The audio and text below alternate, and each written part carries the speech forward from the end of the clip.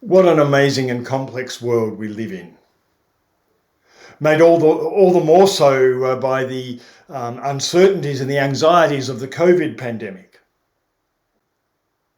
How do we make sense of such a world? What does progress look like? How do we ensure that things are improving rather than worsening? what would help make life for us and for others as satisfying and meaningful, as fun and fulfilling as it possibly can be. What can we do to build a better world for our children and our grandchildren and their children?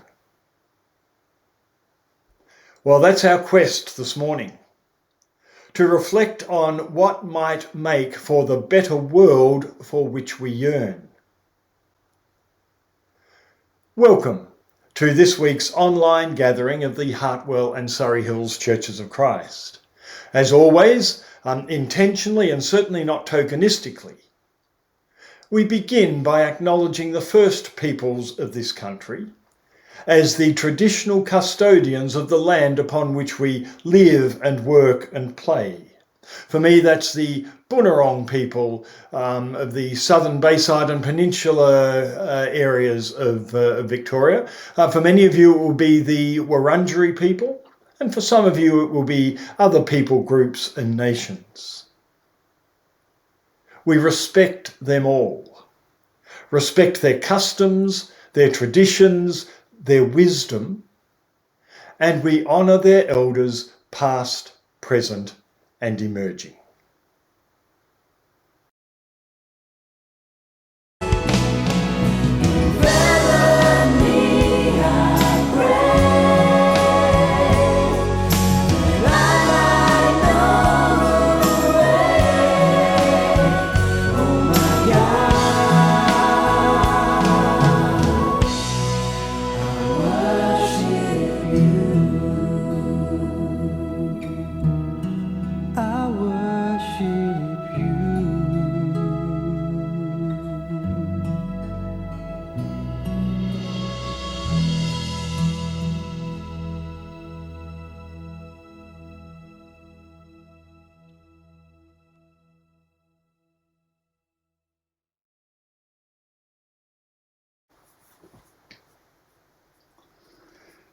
Each week we light our Christ candle as a symbol of the nearness of God, as a sign of our oneness within God's kingdom, and as an affirmation of the hope we hold that, like the flickering yet persistent flame of the candle, the Creator Spirit is resolutely at work amongst us, fashioning the world of justice, kindness, and grace that we believe in. You may wish to light a candle at your place as your affirmation of this hope. In fact, you may choose to light that same candle each day this week as a reminder of your hope and your yearning, and of your determination to be a part of building that world of justice, kindness, and grace.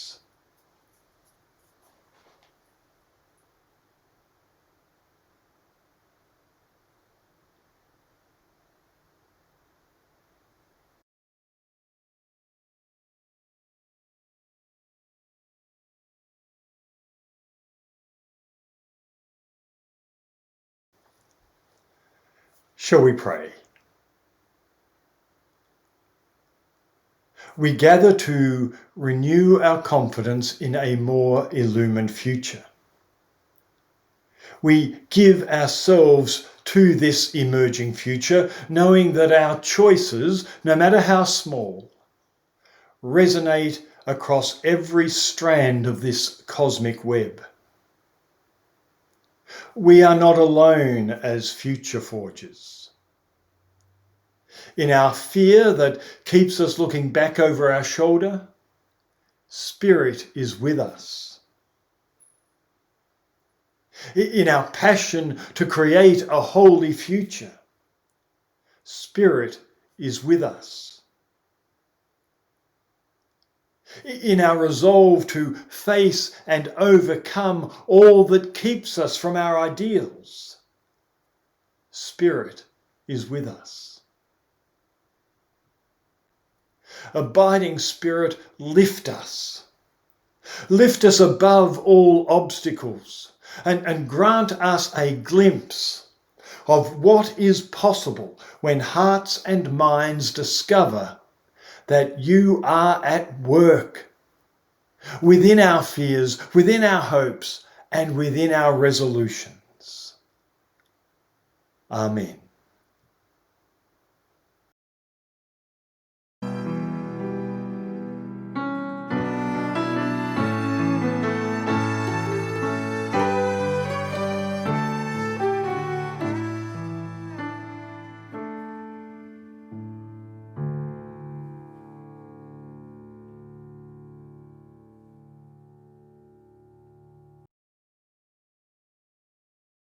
My conversation partner this morning is Andrew Watts. Andrew has been engaged with us here at the Avenue for a couple of years now. Professionally, Andrew was the National Sales Manager for Visy, a large packaging company. Andrew's married to Janine. They have 3 adult children and they have one beautiful granddaughter, Ava. Andrew enjoys sport, camping, conversation, and many other things in life. Andrew, it's great to be able to chat with you this morning and to welcome you to this conversation. Yep, no problem. You know, our theme is creating a better world and making a better life, I guess. So, do you reckon your life is better now than it was 30 years ago, or not? How do you read that?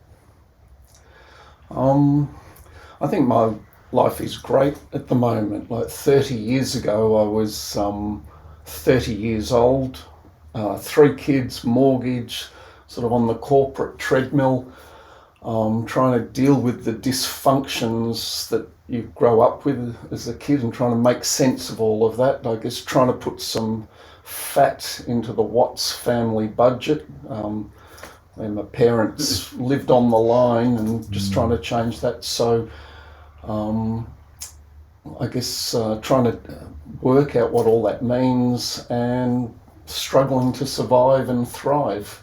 So life's great now. Okay, so less of those pressures on you now than used to be. Yeah, definitely. Well, you know, I was retrenched a few years ago now, and so decided to retire. So, you know, I haven't got the responsibility of performance that work creates. My kids have gone, so not responsible for my kids' welfare or future. So my time's my own, and it's a nice position to be in. Yep.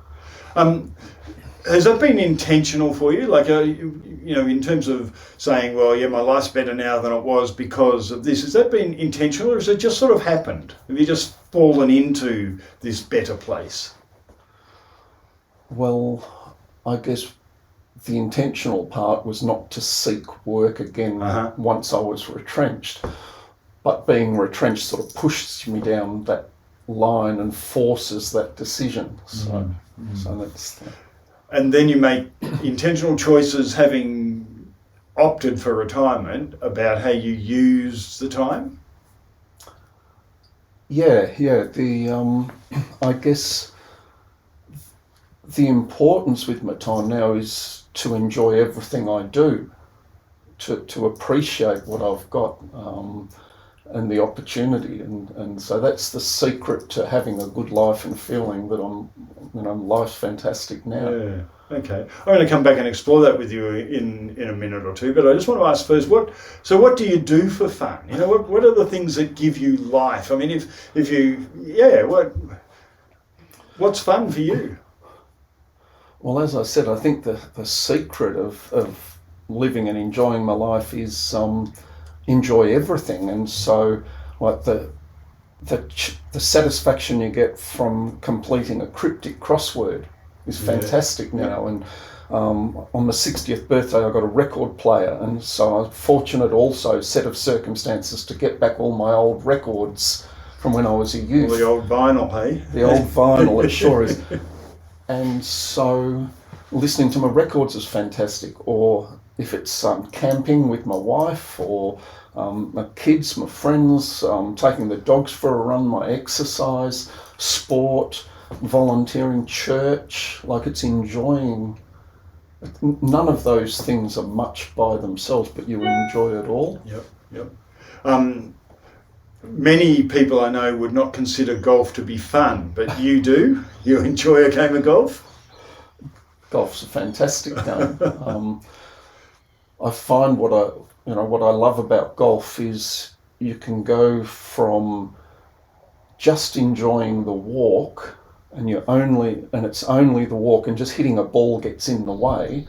And in that sense, you're out in nature. You enjoy the freedom, the beauty, the birds, and that's all. That's what golf is for you. To the other extreme of just it's all golf, and you don't even notice that you're out there, and it's competition and trying to improve, and anywhere in between is your choice. And not many sports allow you that latitude. Yep. So, like, sometimes and this is sort of picking up where I indicated before. Sometimes you can have a swing at the ball and everything goes perfectly, and the ball sails off into the distance. And I think we've actually got some vision of you doing that, which we might have a look at. But sometimes it just doesn't work, and you slice or hook or top or whatever, sort of thing. All of that. So the question is, how do you deal with that? But it begs the bigger question, where you say, that you enjoy the cryptic crosswords, and you enjoy the relationships with people, and you enjoy the camping and that sort of thing. But sometimes life throws curveballs at us, or throws things in that are not part of our plan, and we have to actually deal with it. How do you process that? Whether it's a bad golf swing or whether it's a disruption to the pleasantness of life, how do you deal with that?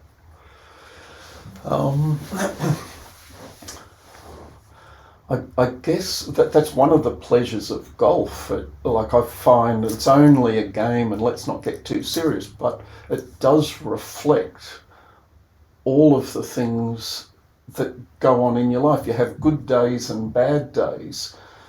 Good luck happens to you, and bad luck happens to you. And like in life, when something good happens, you'll take credit for it. Oh, that was me and my good shot. When something bad happens, in golf, it's the wind or the flies or a bad lie that I had. And so there's this cerebral sort of thing where you need to take responsibility for what's happened there. The desire to cheat in golf is high. No one's going to watch you just move the ball out of the divot or from behind the tree, rather than take personal responsibility that you've got yourself in that situation. And so the same way in life, you want to take an easy way out often. It's the temptation to do that. And really, you've got a better way to take personal responsibility and understand that that's what you do, what's happened. Equally, the other one I say is, as soon as it's not working in golf, you look outside yourself to try and fix the problem. Oh, I need a new club, a new driver because my driver's no good, or a new ball that gives you more control and better distance. In life, when things aren't working, a lot of people go for things outside themselves too. Drugs or alcohol or holidays or spending money. And so, there's that sense of golf reflecting life. I love that, even though it's only a game, and I'm getting deep. So you learn some life lessons from golf. So, final question: Are you the sort of person who likes to have life planned out? Like, you set goals, there's strategies, there's targets, and that sort of stuff, which I imagine would have been you as a national sales manager. Or are you the sort of person that just goes with the flow, and we'll see what comes today, and we'll make the best of what happens? Well, that's changed over time. When I was young, 30 years ago, there was lots of goals and strategies, largely around family and family goals and targets, but you need those skills, goal setting skills in work as well. But now I'm more than happy just to go with the flow and just take what comes and enjoy whatever turns up. And it's feels great. And it does feel great to you. So you don't miss that sense of order and strategy and planning. No. You're actually okay to relax into the let's see what today holds. Yep. Do you reckon that contributes to making your life better? I think so. Well, I think it's the attitude of taking what comes and enjoying it. Yeah. Enjoying simple things. Yeah. Which we might call, being present, like the present moment, and just sort of reveling in the present moment, whatever it holds. Yep. Yeah. Interesting. I wish I was able to do that.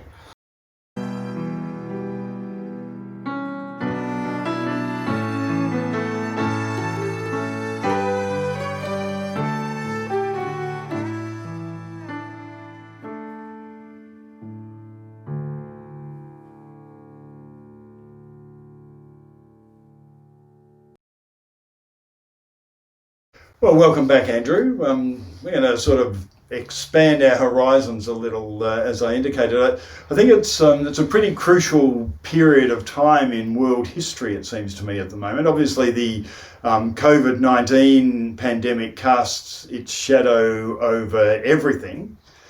But there's also, major undercurrents in the world at the moment, like the Black Lives Matter movement, the tension between China and the G7 connected coalition, I guess the general challenge facing the financial markets, and the as yet unknown impact of Brexit on Europe and the global economy, and so many other things that are happening around the world at the moment.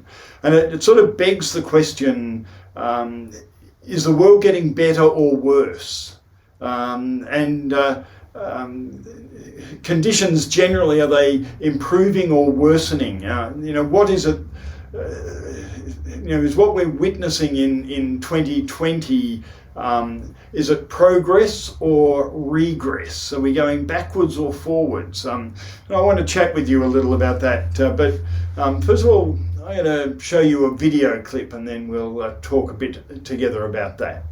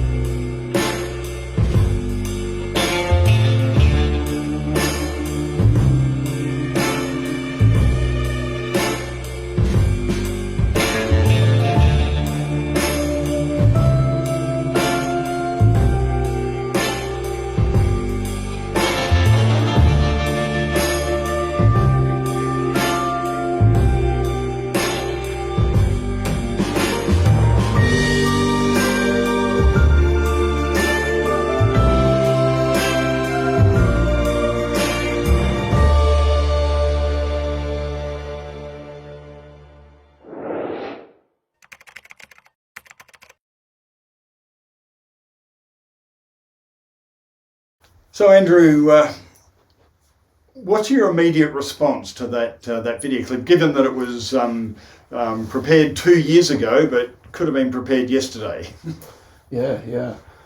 I guess you look at it and you see some truth there. Obviously, what's interesting to me is that follows the timeline of my life. Mm-hmm.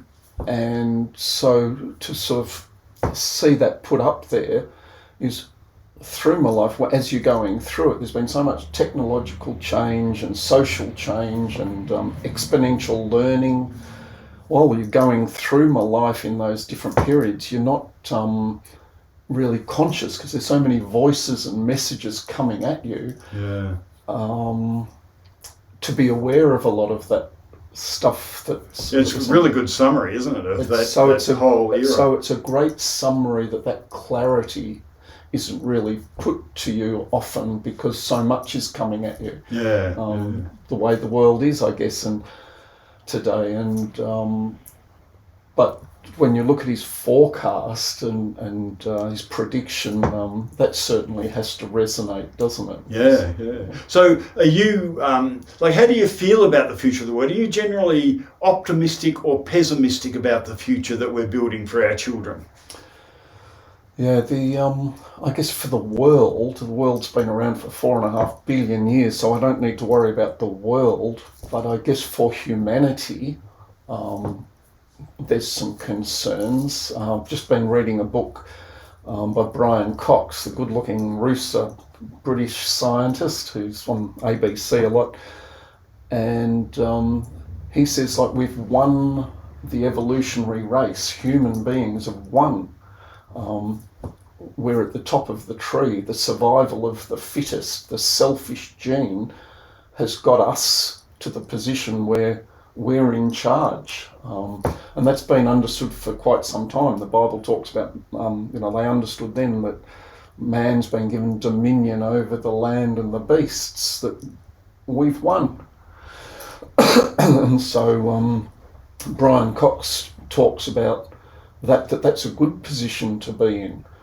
But his concern is that selfishness and greed that's driven us to that position, dominating everything that's in our way, the lack of cooperation between us can threaten our survival. Yeah, and that's like the that issue of being given dominion over something. Does that mean power for use and abuse, or does it mean stewardship for care and custodianship? Yeah, that's the question, isn't it? Yep, yeah, for sure. Yep. And how do we do that? If say you became Prime Minister of Australia without what would be the first thing you did if you were Prime Minister for a day?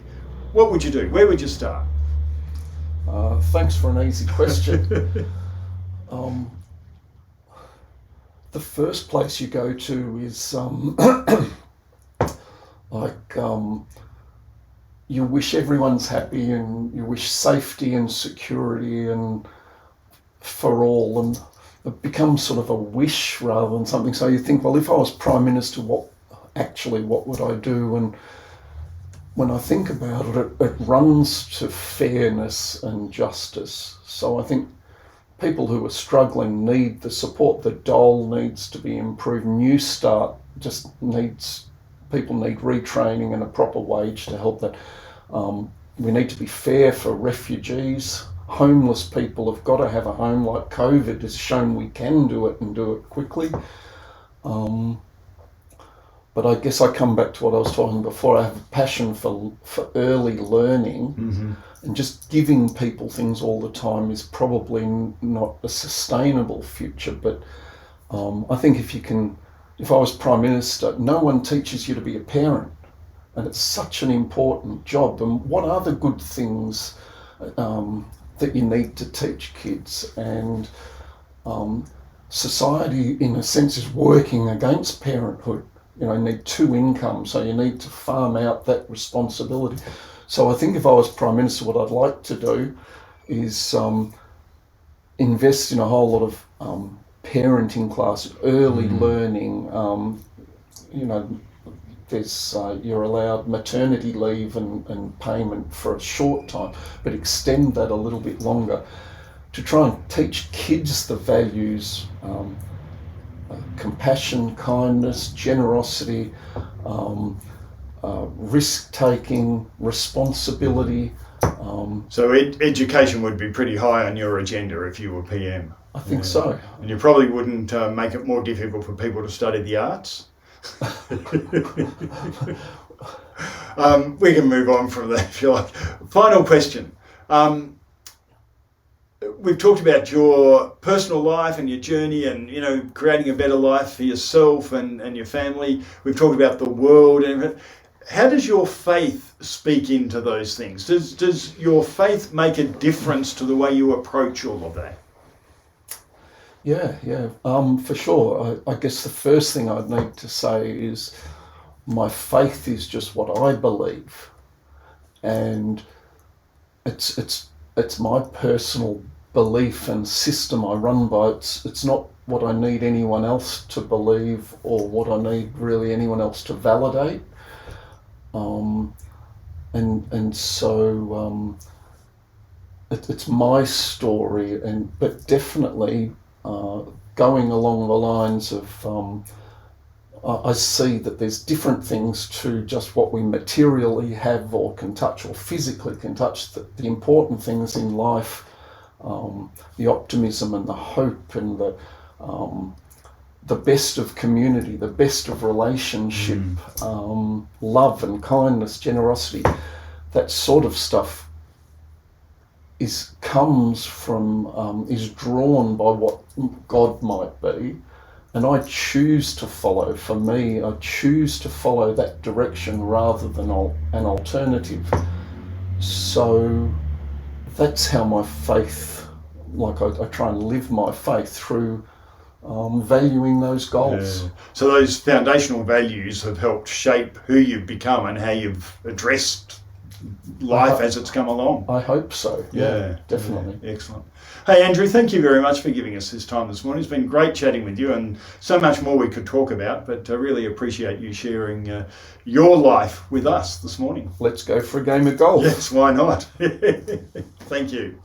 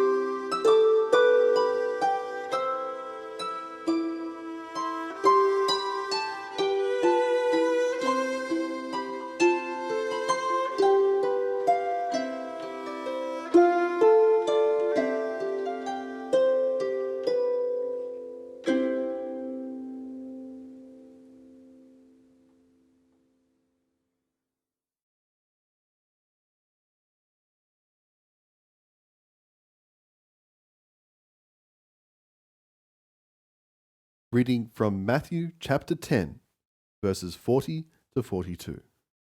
Whoever welcomes you welcomes me, and whoever welcomes me welcomes the one who sent me.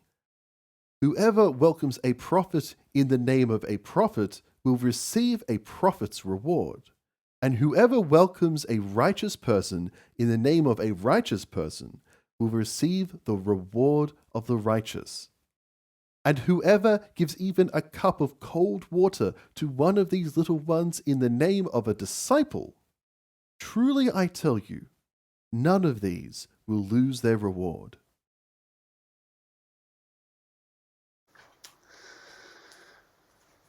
Recent events have highlighted one of the major obstacles for the human community: our seemingly entrenched need to make ourselves feel better by making someone else feel worse. Sometimes this can be evidenced in families or in relationships when one person seeks to exercise power over the other to make themselves feel better, and the relationship becomes unequal and at worst abusive. Sometimes it's evidenced in workplaces where a boss might criticise or demean or bully a colleague or a team member for no reason other than to make themselves look better or more important. And in recent times, it's been evidenced on a national scale as people of colour have called attention to the bigotry and injustice that is perpetrated by predominantly white populations who act as though the colour of their skin endows them with some sort of superiority. We will not engender the better world for which we yearn until we deal with this irrational but seemingly ingrained prejudice, as has been articulated by others in recent days. There is only one race, the human race, and skin pigmentation bears no relationship whatsoever to one's intelligence or capacity or goodness or privilege. Those of us who are followers of Jesus could never argue otherwise, given the propensity of Jesus for crossing boundaries, or boundaries of ethnicity or privilege or authority or gender in the pursuit of justice and compassion. The celebration of communion speaks to this. It reminds us that God has no favourites, that God is not partial in the gift of grace and the offering of peace. All people, irrespective of whether we deem them deserving or righteous, worthy or good, all people are recipients of God's love and grace. So let us never draw lines in the sand that would separate the good from the bad, the deserving from the undeserving. And second, communion reminds us that we are not alone in our struggle against injustice, that the Spirit of the great Creator is at work within us and beyond us, to heal the brokenhearted, to strengthen the faint-hearted, to raise the downcast, to restore the justice that God's prophets have proclaimed since the beginning of time. Sometimes we can look at the world and despair, feeling that the task of restoring justice is simply beyond us. Like there is no hope for our bickering, selfish, seemingly doomed human race. But then we gather at this table and are reminded that we do not face this task alone. We face it in community with people of goodwill all around the world. Some Christian, some practicing other faiths, and some following no faith, but all holding the dream of a better world and committed to doing their little bit towards seeing it become reality. And we face it also in communion with the great abiding Spirit, who has empowered the prophets and the poets, the songwriters and the sages, the teachers and the pilgrims whose efforts have helped create a better world. And it is this same abiding Spirit who will sustain and guide our quest for a better world if we are but open to that possibility. May we be so open in our hearts and our minds this morning. Perhaps you have some bread and juice or some cheese and wine or something similar to take as your emblems in this moment of communion. I invite you to eat and drink as I read a prayer from Bruce Sanguine. As you take the bread and the wine or the food and the drink that you have, Take a moment to sense your connection, your oneness, your real community with the Creator Spirit and with those who are sharing this moment with you. Indeed, with all humanity, with all creation. And ponder the ways in which you might partner with the Spirit of creation in making a better world. Following the prayer and as we share communion, we will be treated to a performance by Jem Herbert, our regular Sunday morning pianist, who will play for us a piece from Chopin. We have managed to roll together the tangled strands of our lives and get ourselves to this point. We take this soft and colourful ball of life, the school knapsacks filled with anticipation, the news from home, the co-worker we can't stand, the friend that means the world to us, the dreams that could come true if we just had time, the failures that haunt our sleep, the medical report we await, the love received, the healing laughter. We take it all and entrust it as an offering to the cosmic knitter, who, like an ancient granny, fashions from these ends of our lives a coat of many colours. We place these woolly bits of our living in the knitting bag of this sacred liturgy. Listen for the eternal click and clack of needles, and eagerly await the finishing touches of spirit. Amen.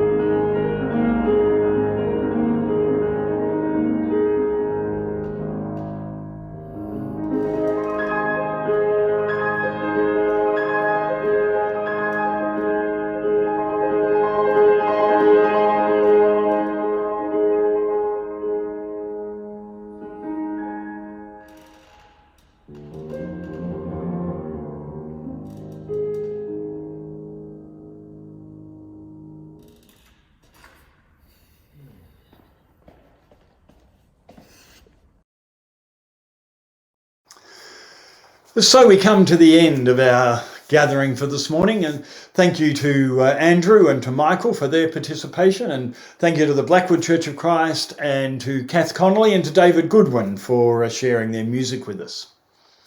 You're invited, as always, to join us for a virtual morning tea after the gathering. And we hope also that you might like to join us again next Sunday morning when Maria Brett and Michael Kenny will be sharing some of their passions with us. Details for both the Zoom morning tea and for future gatherings are available on our website. The following benediction and the Sun blessing that will follow it will bring our gathering to a close for this Sunday. Thank you very much for tuning in. Dear God, we loosen our grip, we open our hand, we are accepting. In our empty hand we feel the shape of simple eternity. It nestles there. We hold it gently. We are accepting. Amen.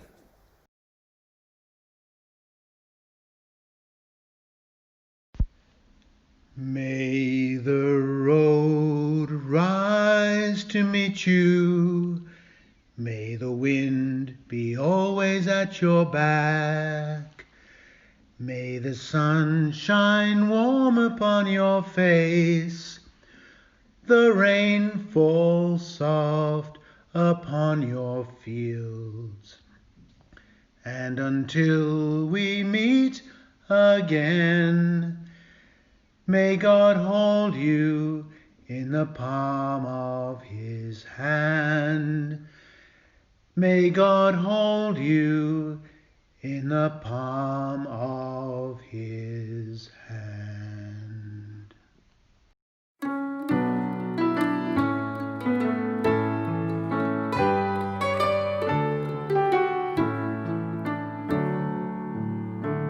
The moon in the night is on high.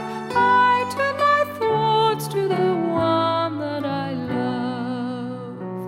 The glint in her eyes as she smiles, skin as milk white as a snowy dove. And yet look again and see, peace is her spirit soaring free. I would give all that I have if she would promise to marry me. Oh, few